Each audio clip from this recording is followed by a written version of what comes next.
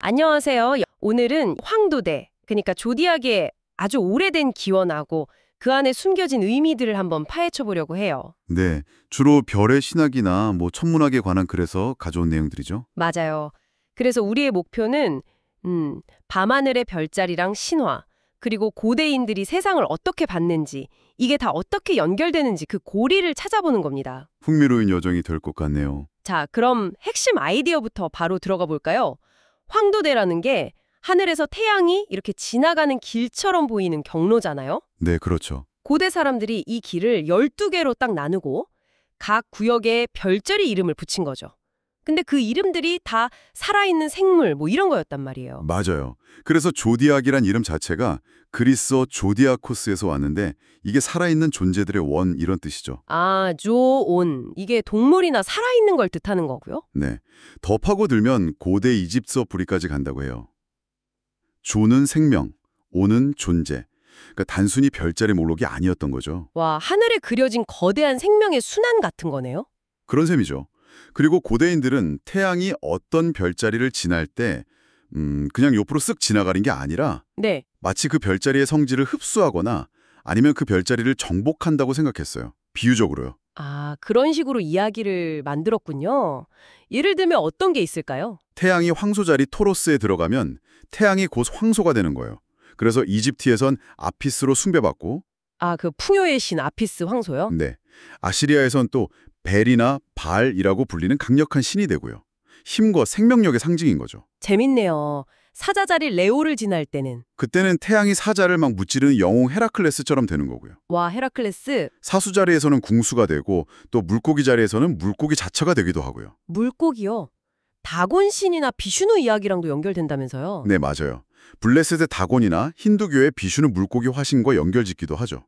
단순히 이름만 붙인 게 아니라 태양의 여정 자체에 서사를 입힌 거예요. 그렇군요. 염소자리 설명이 특히 인상 깊던데요. 아, 카프리코누스요? 태양이 이 별자리에 들어갈 때가 1년 중 해의 고도가 가장 낮은 동지 즈음이거든요. 네, 제일 남쪽으로 내려가는 때죠. 그렇죠. 가장 약해진 것처럼 보이지만 이 별자리를 빠져나오면서부터 다시 북쪽으로 올라오고 낮이 길어지면서 태양의 힘이 강해지기 시작합니다. 아, 그래서 신화에서는 네, 이걸 태양신이나 주피터가 염소의 젖을 먹고 다시 기운을 차렸다 이렇게 이야기로 푼 거죠. 천문학적인 현상을 참 기가 막히게 비유했어요. 와, 듣고 보니 정말 그럼 혹시 헤라클레스의 12가지 과업 있잖아요. 네, 유명하죠. 그것도 그냥 영웅담이 아닐 수도 있겠네요. 자료에선 그게 사실 태양이 황도 12궁을 하나씩 통과하는 그 여정을 상징하는 거라고 하던데요? 맞습니다. 그런 해석이 아주 중요하게 나와요. 단순히 개별 신화가 아니라 태양의 일년 주기를 담은 거대한 천문 서사시로 보는 거죠. 정말 스케일이 크네요. 여상적인 측면도 있다면서요? 처녀자리 같은 경우? 네, 버고, 황도대의 아름다운 처녀죠. 이 처녀 자리는 보통 달과 연결되어서 이시스나 아르테미스 같은 수많은 여신들의 모습으로 나타나요. 풍요, 순결, 신비로움 이런 것들을 상징했고요. 이 신화들이 근데 실제 역사로 보면 좀 말이 안 되는 이야기들도 많잖아요. 그렇죠. 문자 그대로만 보면 황당할 수 있죠.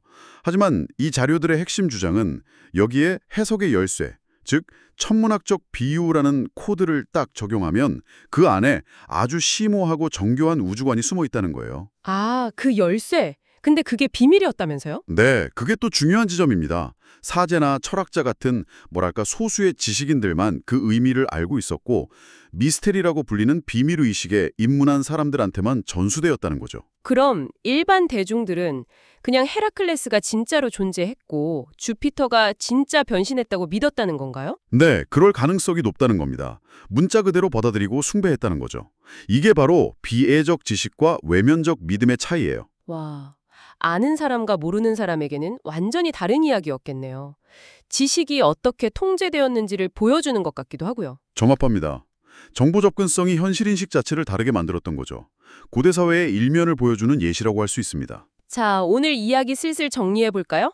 황도대는 태양이 다니는 길이자 살아있는 존재들의 원이었고 태양의 움직임은 황소, 사자, 영웅, 물고기신 또 염소에게서 힘을 얻는 신 같은 다양한 신화로 만들어졌다는 것. 네. 그리고 그 신화들 속에는 아주 정교한 천문학적 지식이 숨겨져 있었지만 그걸 해독하는 열쇠는 소수만이 아는 비밀이었다는 점도 중요하고요. 그렇죠. 마지막으로 여러분께 이런 생각할 거리를 던져드리고 싶어요. 고대인들이 이렇게 천문지식을 신화 속에 암호화했고 대부분은 그 속뜻을 모른 채 건이야기만 믿었다면 혹시 오늘날 우리가 너무나 당연하게 여기는 상식이나 여러 이야기들 속에도 아직 우리가 해독하지 못한 더 깊은 차원의 의미나 코드가 숨겨져 있을 가능성은 없을까요? 와, 생각해 볼 만한 질문이네요. 우리가 아는 세상이 전부가 아닐 수도 있다는 거니까요. 오늘 흥미로운 탐구였습니다.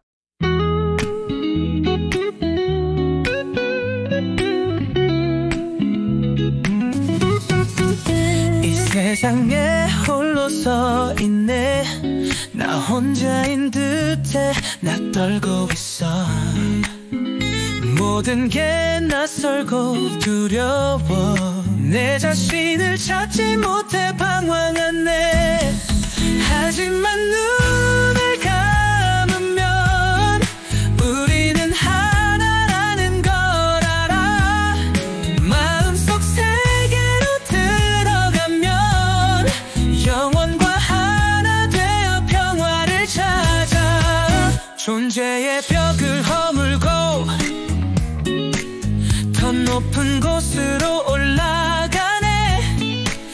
불안은 서서히 사라지고 영원한 평화를 느끼네. 하지만 눈을 감으면 우리는 하나라는 걸 알아. 마음속 세계로 들어가면 영원과 하나 되어 평화를 찾아.